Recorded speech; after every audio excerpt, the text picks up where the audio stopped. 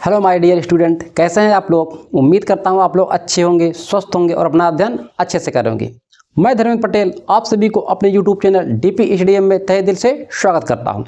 हम लोग पढ़े हिंदी एवं रचनाएं। इसके पहले वाली वीडियो में हमने पढ़ा था मुंशी प्रेमचंद, जयशंकर प्रसाद, महादेवी वर्मा के। आज पढ़ेंगे धर्मवीर भारती, रामधारी सिंह दिनकर, मैथिली शरण गुप्त, अनेक रचनाकारों को पढ़ेंगे। आइए शुरू करते हैं। आज के हमारे पहले कवि हैं, क्या है, धर्मवीर भारती। ये हमारे चौथे हैं, ठीक, क्योंकि पहले वीडियो हम लोग 3 लोग पढ़ चुके थे, 3 रचनाकारों को। तो धर्मवीर भारती हमने वही क्वेश्चन लाए हैं जो आपके एग्जाम की दृष्टि से बहुत महत्वपूर्ण है। ठीक, आप लोग इसे देखने में लगेगा ज़्यादा है, पर ज़्यादा नहीं है। बस 2-3 बार देखिए अच्छे से, एक बार लिखिए, 2 बार पढ़िए, पुनः एक बार लिखिए। आपके सभी किताबें इनकी जो निबंध है, उपन्यास है, कहानी एकांकी, सभी आपको याद हो जाएंगे। ठीक, आइए शुरू करते हैं। जैसे धर्मवीर भारती, इनकी कविता क्या है, कभी कोई पूछ लेता, विधा पूछ लेता है, ये कौन सी विधा है, इसलिए हमने कुछ को अलग कर दिया है। देखिए इनकी कविता क्या है, कौनप्रिया, ठंडा लोहा, 7 गीत वर्ष, सपना अभी भी, अंधा युग, टूटा पहिया, ये सभी आपको याद होने चाहिए। और ये अंधा युग विशेष तौर पे आपको याद होने चाहिए। लगभग पूछते तो सभी हैं, ठीक, हो सकता है क्या इस बार इसे पूछ ले। अंधा युग क्या है, कौनप्रिया, ठंडा लोहा, 7 गीत वर्ष, सपना अभी भी, अंधा युग, टूटा पहिया।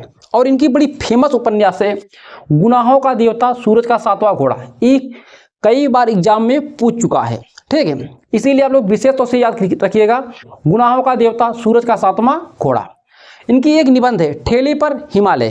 क्या है, ठेले पर हिमालय। इनकी कहानी है, मुर्दों का गांव, बंद गली। एकांकी क्या है, नदी प्यासी थी। इतना आप लोग ध्यान से पढ़िए, एक बार नोट कीजिए, पढ़िए, उसके बाद नोट कीजिए, पुनः इसे पढ़िए। कम से कम 3-4 बार पढ़ोगे ना, आपका पूरा का पूरा याद हो जाएगा। इसे पहले नोट कीजिए, फिर चलते हैं अगले रचनाकार पे।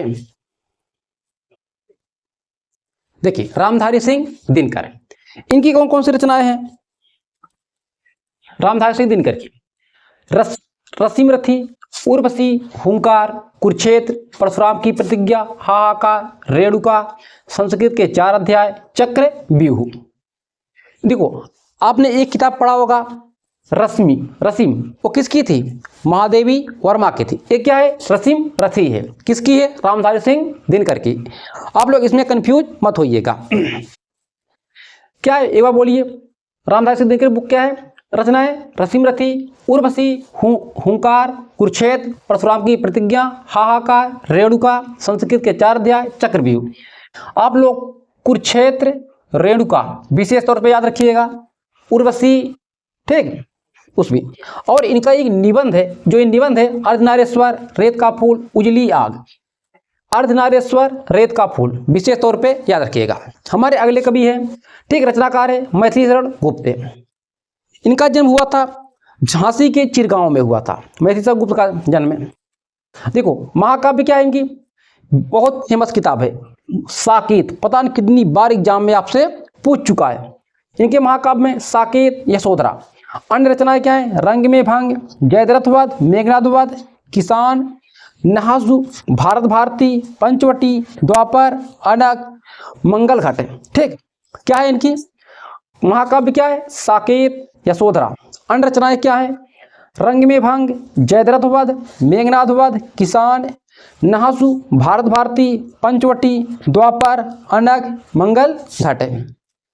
आप लोग बता रहा हूं, एक बार सुनिए, उसी बार लिखिए, पुनः सोचिए, पढ़िए, पुनः लिखिए। कम से कम 4 बार करोगे, सभी की सभी रचनाएं आपको याद हो जाएंगी। रसीम रथी किसकी है, रामधारी सिंह दिनकर की। रश्मि किसकी है, महादेवी वर्मा जी की। नोट कीजिए आप लोग। देखिए ये क्या है, सुमित्रानंदन पंत जी। इनकी रचनाएं कौन कौन सी है, इनकी प्रमुख रचनाएं बीड़ा, गुंजन, पल्लव, युगवाणी, उत्तरा, युगपत, चितंबरा, कालावा, बूढ़ा चांद, गीत हंस, युगात, लोकायतन, रसीमबंद, आतिमा, ग्राम्य। इनके ग्राम्य, बीड़ा, पल्लव, युगवाणी, चिदम्बरा, काला व बूढ़ा चांद। ये सभी किताबें बहुत फेमस हैं, कई बार एग्जाम में पूछ चुका है। तो आप लोग इसे विशेष तौर से याद सभी कीजिए, पर विशेष तौर से ये सब किताबें आपको भूलनी, रचनाएं नहीं भूलनी चाहिए। क्या क्या है एक बार फिर बोलिए। बीड़ा, गुंजन, पल्लव, युगवाणी, उत्तरा, युगपथ, चिदम्बरा, काला व बूढ़ा चांद, गीतहंस, युगात, लोकायतन, रसिमबंध, आतिमा, ग्राम्य। आपने एक जो चीज नोटिस किया होगा, ये क्या है? रसिमबंध किसकी बुक है? सुमित्रानंदन पंत। इसी पहले क्या पढ़े थे? रसिम किसकी थी? महादेवी वर्मा की। रश्मि, इसी पहले क्या पढ़े? रश्मि रथी किसका है? रामधारी सिंह दिनकर का। आपने एक चीज देखा, ये चौथी बुक और आगे क्या? रसीम रेखा किसकी है? बालकृष्ण शर्मा नवीन की। हम इसलिए इस चारों बुकों को, चारों रचनाओं को एक साथ कर दिया रचनाओं को, ताकि आपको याद करने में कोई डाउट ना रहे। जैसे आपसे पूछ लेगा रसीम, आपको याद है महादेवी वर्मा, उसने रख दिया रसीम रथी, क्या करोगे? गलत टिक लग जाएगा। रसीम किसकी है? महादेवी वर्मा। रसीम रथी रामधारी सिंह दिनकर। रसीम बंध है सुमित्रानंदन पंत। रसीम रेखा बालकृष्ण शर्मा नवीन की। अब डाउट नहीं होगा ना? एक बार पुनः बोलिए।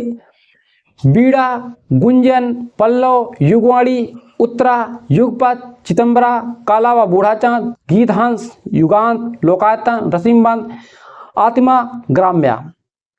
और इस चीजें रसीम महादेवी वर्मा, रसीम रथी रामधारी सिंह दिनकर, रसिमबंध सुमित्रानंदन पंत, रसीम रेखा बालकृष्ण शर्मा नवीन।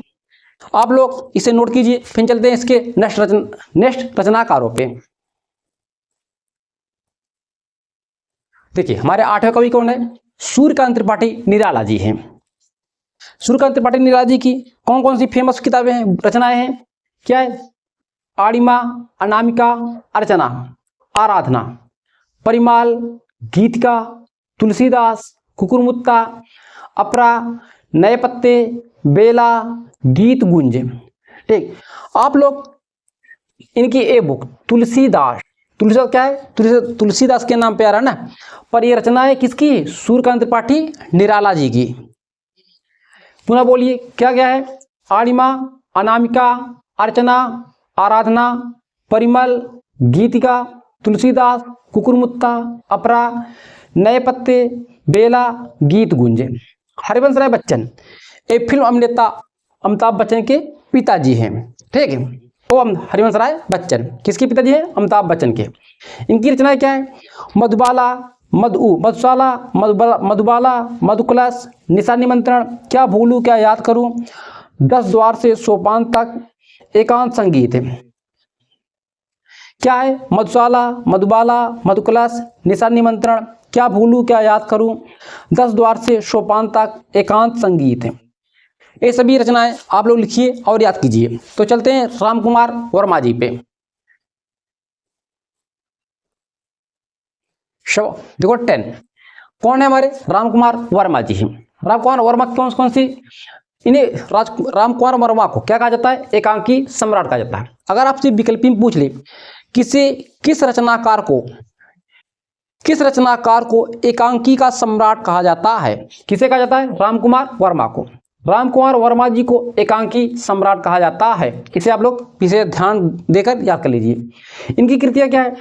अंजलि, अभिशाप, निशित, जौहर, चित्तौड़ की चिता, आकाशगंगा, उत्तरायण, एकलव्य, चित्ररेखा, चंद्रकिरण।